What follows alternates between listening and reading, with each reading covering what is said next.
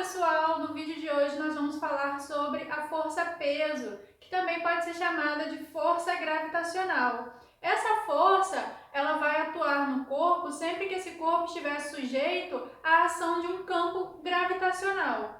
Então, qualquer corpo próximo da superfície de um corpo que possua campo gravitacional vai sofrer a ação dessa força-peso. A força-peso, ela vai ser calculada a partir da segunda lei de Newton. Lembra que eu falei que a segunda lei de Newton vai nos ajudar a calcular o valor das forças. Então, se eu quero saber o valor da força-peso, eu vou usar a segunda lei de Newton, já que eu estou falando de força. Para calcular a força-peso, o que vai acontecer? A aceleração que a gente vai usar aqui na segunda lei de Newton vai ser a aceleração do campo gravitacional, vai ser a aceleração da gravidade. Então, no lugar desse A de aceleração, a gente pode substituir por G de aceleração da gravidade. Então, esse G aqui significa aceleração da gravidade. A força que a gente vai calcular é a força-peso. Então, no lugar de força resultante, a gente pode substituir pela letra P, que representa a força-peso. Por quê? Um corpo em queda livre, ele está sujeito apenas à ação da força-peso. Então, um corpo em queda livre vai atuar ali sobre ele apenas a força gravitacional ou a força-peso. E através dessa equação aqui, que vem da segunda lei de Newton, a gente pode então calcular o valor para a força-peso. Então, sempre que a gente estiver interessado em calcular o peso de um corpo, a gente pode recorrer a essa equação aqui. Vamos fazer agora alguns exercícios sobre o cálculo da força-peso. Dê uma olhada no primeiro exercício. Suponha que sua massa é de 55 kg. Quando você sobe em uma balança de farmácia para saber seu peso, o que o ponteiro indicará? Considere G igual a 10 metros por segundo ao quadrado. Então, no primeiro exercício, uma pessoa sobe em uma balança e a gente está interessado em saber qual é o valor de peso que vai aparecer no mostrador da balança. Se essa pessoa possui uma massa de 55 kg e a aceleração da gravidade naquela região é igual a 10 metros por segundo ao quadrado, a gente pode usar esses dois valores para calcular o peso dessa pessoa sobre a balança. Usando então a fórmula da força-peso, peso igual a massa vezes a aceleração da gravidade, vai ficar como? A massa, 55 kg. Então, no lugar da massa, a gente substitui pelo 55, vezes a aceleração da gravidade, que é o 10. Fazendo essa conta de multiplicar, vai ficar 55 vezes 10, então vai dar 550 newtons, porque eu estou calculando força. Unidade de força é o newton. Então, o peso de uma pessoa de massa de 55 kg vai ser igual a 550 newtons numa região onde a aceleração da gravidade é igual a 10 metros por segundo ao quadrado. Vamos olhar agora o exercício número 2. O peso de um corpo próximo à superfície da Terra, onde G é igual a 10 metros por segundo ao quadrado, é de 40 newtons.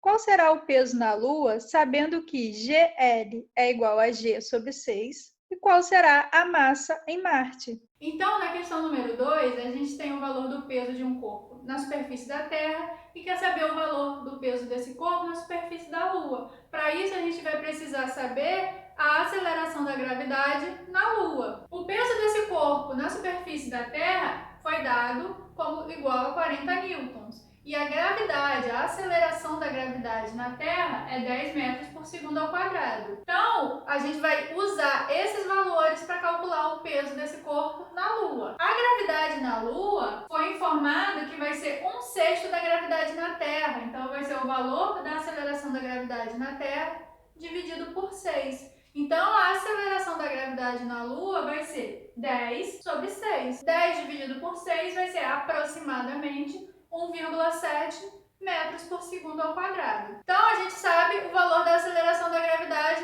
na Lua. Para calcular o peso agora, falta saber a massa desse corpo. A massa desse corpo a gente vai conseguir determinar usando os valores do peso e da aceleração da gravidade na Terra. Por quê? A massa não varia. A massa não depende do valor de aceleração da gravidade. Então, a massa de um corpo não muda em relação à aceleração da gravidade. A massa de um corpo na superfície da Terra vai ser igual à massa de um corpo na superfície da Lua. A massa não vai variar. O que varia é o valor da força-peso. Então, para a gente achar o valor da massa desse corpo, a gente vai usar a equação da força-peso. A massa vai ser o peso sobre a gravidade. Por quê? A gravidade que está aqui multiplicando passa para o outro lado do igual, dividindo. Então, vai ficar o peso do corpo na Terra, 40, dividido pela aceleração da gravidade na Terra, 10. 40 dividido por 10 é igual a 4 kg, a massa do corpo em qualquer lugar. A força-peso na Lua, então, vai ser a massa do corpo, 4 kg, vezes a aceleração da gravidade na Lua. A aceleração da gravidade na Lua, 1,7 metros por segundo ao quadrado. 4 vezes 1,7 vai dar 6,8 newtons. Então, o peso desse corpo na superfície da Lua vai ser igual a 6,8 newtons. Se a gente compara com o valor do peso na Terra, ele é muito menor. Por quê? A aceleração da gravidade na Lua é muito menor do que a aceleração da gravidade na Terra. Então, a força que o campo gravitacional da Lua exerce sobre um corpo vai ser menor do que a força que o campo gravitacional da Terra vai exercer sobre ele. Na letra B, eu quero saber a massa desse corpo na superfície de Marte. Então, se eu quero saber a massa do corpo na superfície de qualquer outro corpo celeste, de qualquer outro planeta, eu já sei que a massa não varia, ela não varia com a aceleração da gravidade, ela não depende do campo gravitacional. Então, a massa na superfície de Marte vai ser a mesma coisa que a massa na superfície da Terra ou da Lua. Então, a massa não varia e vai ser igual a 4 kg. Vamos dar uma olhada agora no exercício número 3. No acidente de um carro de Fórmula 1, um carro de massa de 1.000 kg e velocidade 216 km por hora choca-se com um muro e demora 0,5 segundos para parar. Comparada com o peso do carro, a força considerada constante que atua no carro durante este intervalo de tempo é: letra A, 12 vezes maior, letra B, 12 vezes menor, letra C, igual, letra D, 10 vezes maior, letra E, 10 vezes menor.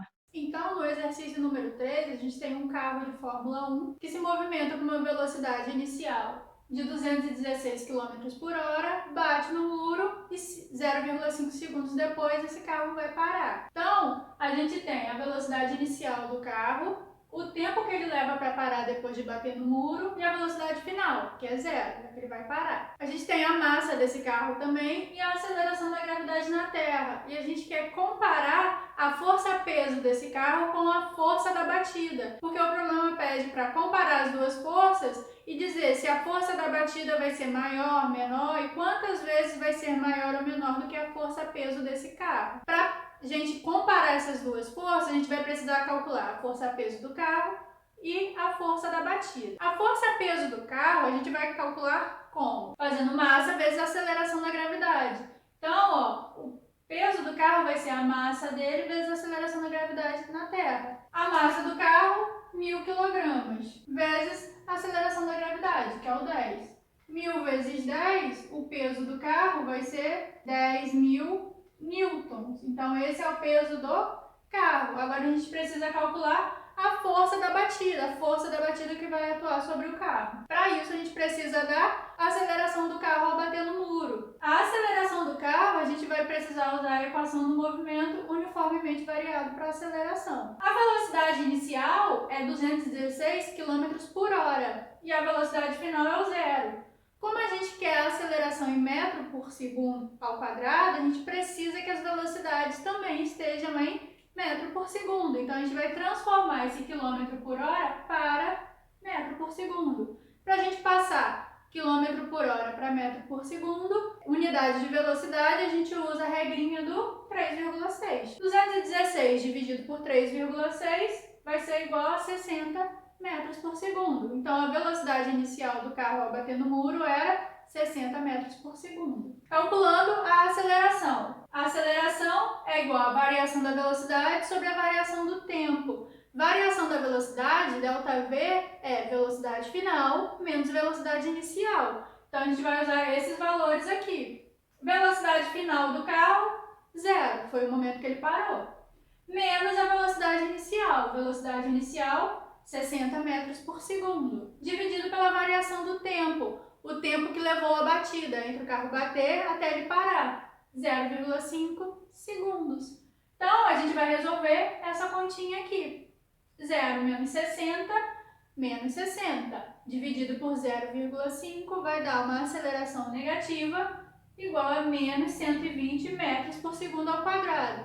Por que aceleração negativa? Porque a velocidade do carro foi diminuindo, então aceleração negativa. A gente vai usar o valor dessa aceleração em módulo para calcular a força que atuou sobre o corpo. Então, usando aí essa aceleração em módulo, a gente vai ter o seguinte: a força que atuou sobre o carro no momento da batida foi a massa do carro, 1000 vezes 120 em módulo. 1000 vezes 120 vai dar uma força resultante de 120.000 newtons. Então, quando a gente compara o valor que a gente encontrou para a força da batida e a força-peso do carro, a gente vê que a força da batida foi 12 vezes maior do que a força-peso do carro. Então, comparando as duas forças, a força da batida foi 12 vezes maior do que a força-peso desse carro. Aqui, então, a gente encerra o nosso vídeo sobre